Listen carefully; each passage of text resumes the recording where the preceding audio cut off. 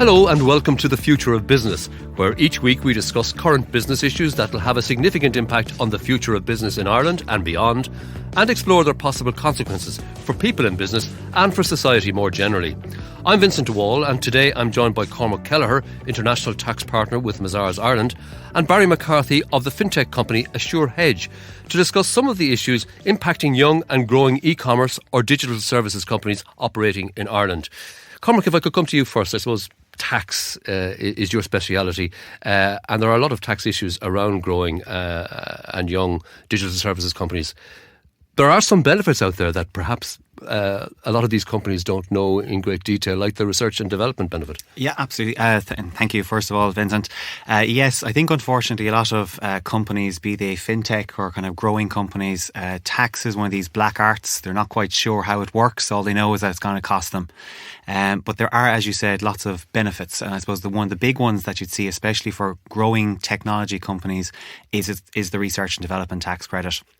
So I suppose to demystify that to a certain extent, what does it mean?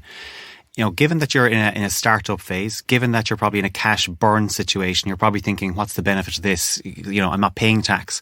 The benefit is that you could actually get a cash refund from revenue. Effectively, it's a 25% tax credit. It's on your qualifying spend. And if you're, say, a tech company, the chances are that the majority of your spend, your cost base, is employees. So the employees that you have that are engaged in the R&D activity, you would be able to take in their salaries, the employer PRSI, the pension contributions. The next big cost that you're probably dealing with is your office space. So a proportion of your office space that's used for the R&D activity. The next big spend is probably maybe some of the IT, you know, the kind of the computers and so forth that you're buying in order to undertake the R&D. So there's quite a lot of immediate expenditure that you could get pulled in. And then, like as I said, that's effectively a cash refund. It's given to you by revenue over a period of 33 months. So it's a nice alternative source of finance. And does the company have to show that it's doing very specific research and development work to be eligible for this? And are there upper limits to what you can get back in a credit? So I'll take the second question first, in the sense that is there upper limits? The good news is no. There are no upper limits. So it's just basically, it could be anything, in the sense that we could be talking like a small startup company up to one of the major multinational pharma companies that probably have millions in claims. There's no upper limit in the figure.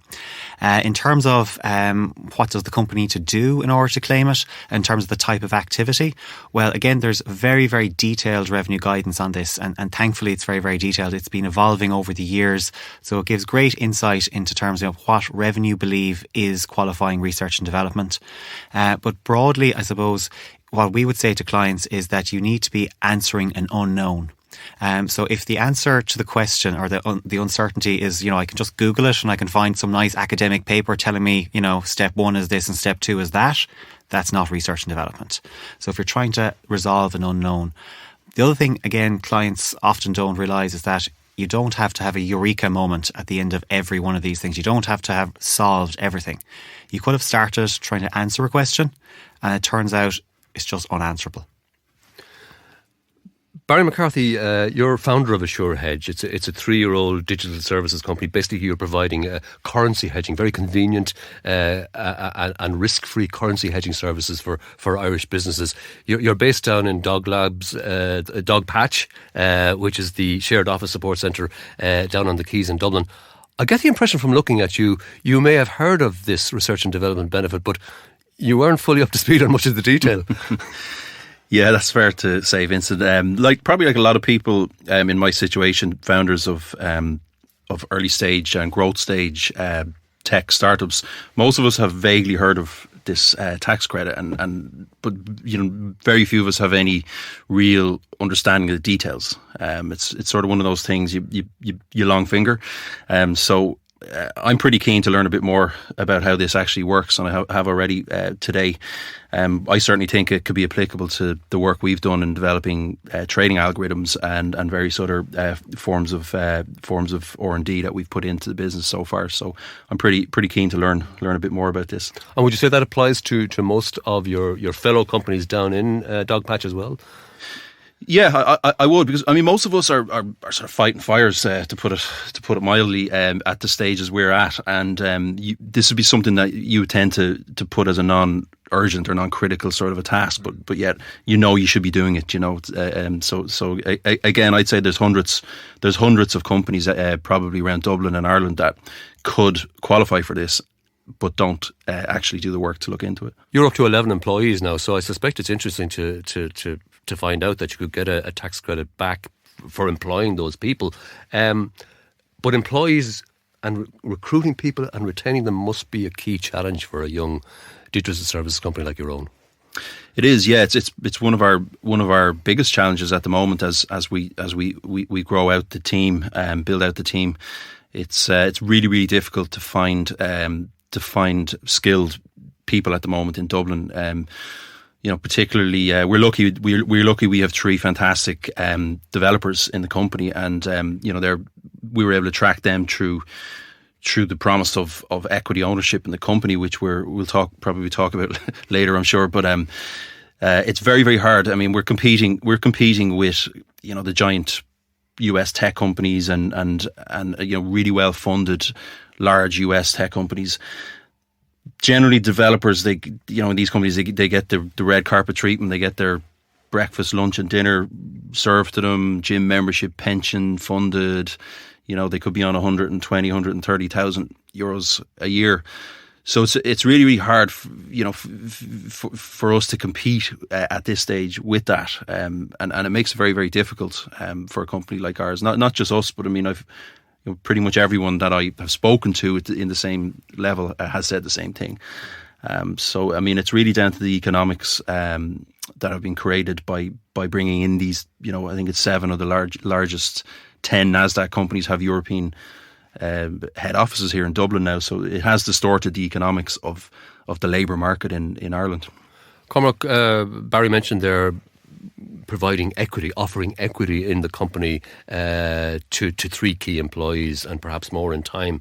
That's an issue that's been in the headlines quite a lot here about what the government here is prepared to do to make that kind of equity offer, particularly for smaller and growing companies, more attractive. Yeah, I think it's something that is changing quite a lot at the moment. Even aside from the what you're saying there about the changes that the government are trying to implement, I think the mentality that, again, this is what I'm hearing from my US clients, the mentality that has been adopted by a lot of Irish people up to now is that when we're looking at our remuneration packages, our focus tends to be on how many euro am I getting into my pocket. So the uptake by a lot of them historically in terms of share options, we don't seem to be as driven by share options compared to if you look at what happens in the US when they're negotiating salary packages there in the tech companies, the equity stake that they're getting or their entitlements, that seems to be a much, much bigger element. That's probably a cultural thing, isn't it? It's a big cultural thing. That's now all starting to shift. And again, we can see it in the remuneration packages that are being offered by the big tech companies to their employees. So that obviously then is having a cascade effect down to kind of companies like Assure Hedge. Because people, if they are leaving those big companies and they have X number of shares in such and such PLC, they're saying, well, I'm not going for a salary of X, even though it's lovely. I also want some skin in the game. Now, the problem, though, is that the legislation that we've had up to now, when I say up to now, I mean the last, say, 24 months or so, it's been more designed for the big multinationals. Last year, Finance Act 2017, they introduced new legislation, which was it's called KEEP. And it's aimed at the SME sector. But unfortunately, and even if we looked at the speech that we had, the most recent budget speech, it was acknowledged even in that budget speech that what the legislation was introduced for, it's not actually tackling. So they've already amended it and they've already announced that they're doing an overview of the legislation again. Because the legislation is not even 2 years old and it's not working. And broadly speaking, what is on offer now at the moment in terms of a tax benefit? In terms of a tax benefit, basically all it's saying from the KEEP scheme is that if I give shares in my company or give options in my company to an employee, I can give the value of those shares up to, at the moment, it's now saying 100% of my remuneration. So to match it, when it was originally introduced, it was only 50%, so it's improved. But in terms of the value, the overall total value that I can have, it's now gone after moving up from 250,000 to 300,000. Now that sounds like a lot of money to a lot of people, but if you're kind of in maybe one of these fast growth tech companies and it's only a small collection of people, 250 to 300,000, you could very, very quickly get that number. So I think again the legislation, it's going in the right direction, but it's not great. I think the other thing that we're going to see is, we need to start really changing this, because there's an open letter after being penned by I think it's 100 of the names, the European names in the tech sector. So there's like the Collisons are after coming in from Stripe, and there's BlaBlaCar, there's Revolut, all some of the big names. And they're basically writing a letter to Europe. And they're saying that Europe as a whole needs to address or come up with a new regime in terms of shares for small businesses and trying to attract and retain employees, because that's what they're seeing is the next big issue. And Europe needs to come up with an answer to compete with the US. Those kind of changes need to come quite rapidly, it seems to me, for the likes of you, Barry, to make employment in a sure hedge attractive for key developers, other key staff. What about entrepreneurs like yourself, though, perhaps who've given up kind of well-paid jobs to take that entrepreneurial jump in the dark with your families? The capital gains tax scenario in Ireland, I get the impression you don't find it very attractive. No. Does anyone? Yeah, look, Dublin is a great place to have a startup business, on the whole. But there is a few things that could be improved. I know so many people that have left, fantastic jobs. Lecturers in universities, executives, and you're really taking a huge amount of risk, not just financial risk in terms of the fact that most startups fail, but you're also giving up, career progression. And the feeling I have is that there's not enough recognition of that risk in terms of if it goes wrong, what are you left with? If it goes right, then you're left with big tax bills. And if you look across to the UK, it's far more accommodative structure for entrepreneurs there. And I mean, I think we need to look at the bigger picture that when things go well, there's a huge amount of economic activity created. I mean, in a short time, we've gone from just me to 11 people, paying their mortgages, and it's a huge economic benefit when it's right. But I think the government should also make it a bit friendlier for people. If you're going to take that risk, you shouldn't be penalised when either it fails or when it's a success. And it seems to be a penalty on both fronts. Again, Cormac, there has been some slow progress by government and the tax authorities here on that capital gains relief for entrepreneurs who do take that risk. Yes. And in terms of the benefit they may accrue in time from taking the risk. There have been steps taken, but I suppose, are the steps big enough? I think the answer is no. Because I think if you took this even up a level, if you just looked at things from a pure exchequer perspective, if you look at the most recent figures, I think about 40% of the tax take in Ireland, pretty much year on year, is coming from a small number of companies. Approximately 80% of our tax take every year, our corporation tax take every year, is coming from multinational companies. So there have been lots of reports given to the governments, successive governments, saying that we need to start creating and fostering a culture where, entrepreneurship is encouraged, it's rewarded. And back to Barry's point about, if you do have a home run and there is a gain, well, then you should have a regime in place that kind of acknowledges that, I suppose, that the fact that you took the risk and it has a preferential rate. So your point, Vincent, yes, we do have a favourable rate. It's a 10% rate, but it only applies on a small amount. Now, by small amount, I mean $1 million, right? Now, again, sounds like a great number, but when you look across the water, that the equivalent there is 10 million.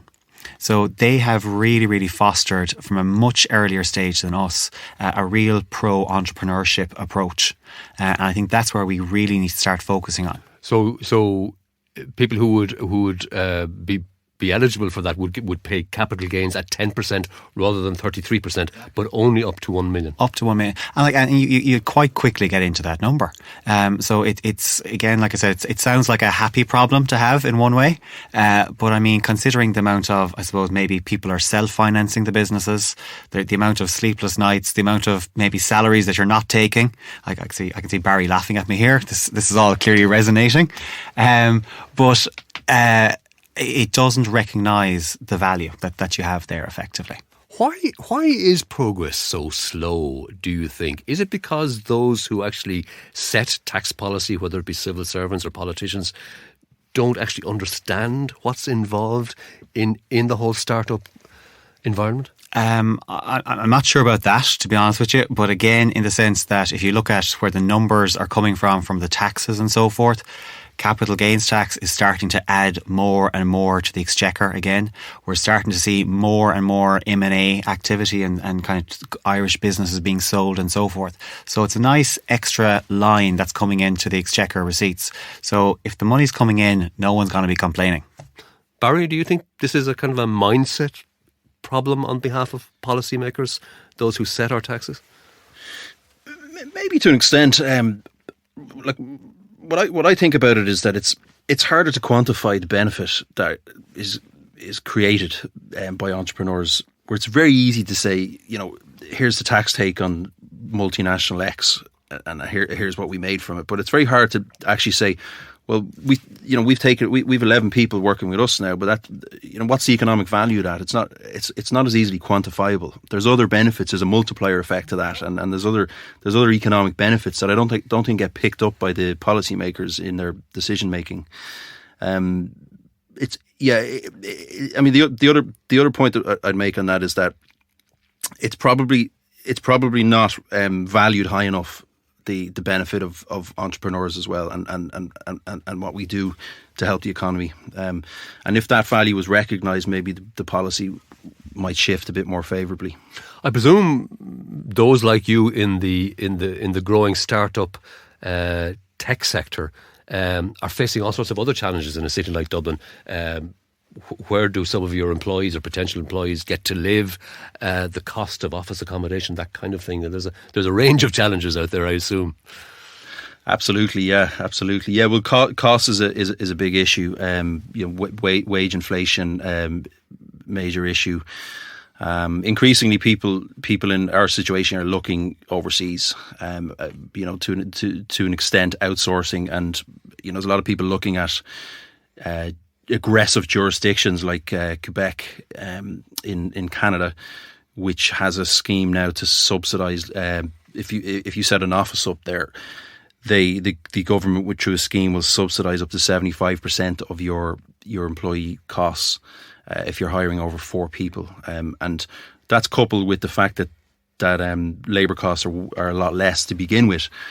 So I do know people are starting to look at this as a serious option now, and it's a sad thing, because it's basically means jobs are being pushed overseas instead of remaining here in Ireland. And do you think lots of startup companies would be prepared to make that leap if the pace of support, whether it be tax, ongoing research and development tax benefits, or capital gains tax benefits, or share option tax benefits, don't improve much more quickly? Yes, I think it's inevitable, because if things keep on the same path that they are, it's impossible. The economics don't make sense for startups in Ireland. It's impossible. And in a way, you're suffering to a degree from the huge success we've had in attracting the major multinational giants, because you've got to operate within their shadow. Yeah, absolutely. But I mean, there's benefits. There's benefits as well. You have the type of people we've been attracting. Obviously are taking a pay cut to work in a sure hedge, but there's a lot of belief. There's a lot of belief in what we're going to achieve, and so they're willing to invest in a way, invest their opportunity costs of time into the company, and the share options is an essential part of that whole story, because if I can't sit there promising people stuff in the future. I need a document in my hand to give to them, or it doesn't become real. And we've struggled. We've actually struggled for, I think, 9 months now, looking at different schemes and systems. And we looked at the Keep, and we're just sort of, it's really frustrating because there's nothing off the shelf for a company like ours that's fit for purpose, in my opinion. So, but I mean, it is essential for me to compete with the big tech giants that we have. We can differentiate ourselves by giving people shares, and they can share in the growth of the company. Apart from coming to people like your good selves in Mazars, Cormac, where can people like Barry get information about the various tax incentives that are there already? Come to Mazars. No, again, just from speaking to other clients, going to events, like say the different chambers around the town, they can be quite useful because, in the sense that you're probably meeting, or hopefully meeting people of a similar mind, had similar issues. So it's kind of more knowledge sharing, and they might be able to kind of give you a steer in certain directions. But again, there's great information on government websites like Enterprise Ireland or even the IDA, depending which direction you're looking at. But there is lots of useful information there. So in terms of if someone's trying to get an initial steer on something, it can be quite useful. Finally, looking to a wider horizon, and you mentioned that letter that's been written by US-based entrepreneurs urging Europe to kind of follow suit and be more supportive of digital service companies generally. But there are clouds on the horizon out there in terms of Europe-wide tax proposals. And US as well, to be honest with you. It's I suppose if you look at it, I suppose with a lot of taxation to date at an international level, it's a very bricks and mortar type of focused taxation. It's more, where is the factory, where is the business, and we'll tax where that is. Obviously now I think things are moving more to digitalisation. Jurisdictions are now kind of appreciating that, hang on, there's a company in country X, but coming into my customer base or my population, it's getting sales in my jurisdiction and it's not paying any tax here. So the move is towards that, and we've already seen that, say Austria with the current European presidency, they've been pushing forward this digital taxation. They've been proposing, or they've been kind of advocating a 3% tax, but it's a 3% headline on revenue tax, not the usual net profit tax. So 3% of a big number is suddenly a very, very big number. If we looked at our nearest neighbour, the UK itself is looking at its own proposals. They're looking at a 2% tax. If we look at what's happening in the US at the moment, the US is even worse again. And I don't think a lot of people realise this as of yet, but up to now, if you've been, say it's an Irish e-commerce type business and it's selling we'll say T-shirts or some type of merchandise or something like that into the US. Historically, you didn't have to pay goods, the goods and sales tax in there because again it was a bricks and mortar approach. There's a Supreme Court case just after coming out in June, I think it is. It's now saying we don't really care. You have a customer, we want the cash. Now the practical problem is, all of the states are going with different approaches. So some of them are trying to do retrospective taxation. Some of them are saying, we'll tax you in a couple of years' time. And others are saying, if you sell so much as 10,000 in our state, we're going to hit you with tax. So from a practical perspective, there's loads of issues there. And I think it's a big problem, especially for kind of younger companies that they're trying to, they're trying to grow, they're trying to get employees, they're trying to scale. And then they're trying to figure out, well, first of all, realise that there's all these tax issues in all these countries that they're dealing with. And some of the tax authorities are not terribly forgiving. On that note, be careful, Barry, as you export your currency hedging services to other jurisdictions as well. On that note, Cormac Kelleher of Mazars Ireland and Barry McCarthy of Assure Hedge, thanks for joining us on what is an evolving issue. Obviously, the key messages I took from our chat are that we have a growing ecosystem of young, robust digital services companies like Assure Hedge growing up in Dublin and across the country generally, but that we really are going to have to increase the pace of the ongoing tax supports and credit supports, but also the longer term capital gains and share option supports if we really want to get them to dig roots here and to in time challenge the large multinationals that have brought such benefits to the city as well. Until the next time, Take care. Thank you for listening to The Future of Business with Vincent Wall and Mazars. We welcome any feedback to our podcasts and particularly your suggestions as to topics we should cover. You can comment and rate us wherever you find this podcast or on mazars.ie. Bye for now.